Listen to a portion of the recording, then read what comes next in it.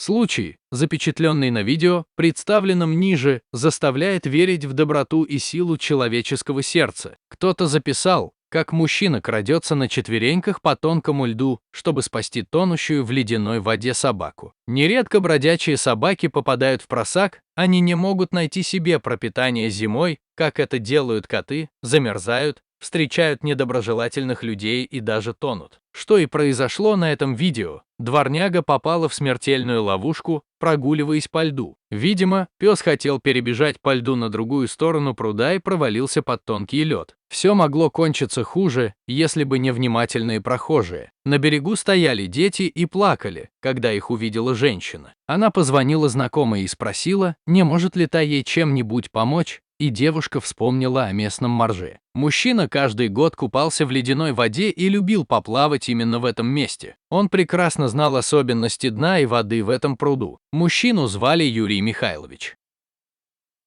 К счастью, Юрий находился в тот момент дома и, конечно же, не остался равнодушным к ситуации, он сразу же пошел с детьми. Когда он подошел к пруду, перед его глазами открылась ужасная картина. Утомившаяся собака изо всех сил хваталась за кромку льда и барахталась. Она пыталась спасти свою жизнь, но поверхность, за которую можно было уцепиться, была предательски скользкой. Не теряя времени, мужчина снял все вещи и в нижнем белье пополз по тонкому льду. Но поверхность не выдержала, и Юрию пришлось окунуться в ледяную воду. Мужчина вброд, разрушая лед, пошел по неглубокому дну. Добравшись до собаки, он потащил ее за собой. Но не тут-то было. Встав на прочный лед, дворняга от шока не могла двинуться дальше. Тут Юрию пришлось приложить усилия, чтобы сдвинуть собаку. Он взял пса за шкирку и потянул к берегу. Когда бездомному псу больше ничего не угрожало, он скрылся с места происшествия.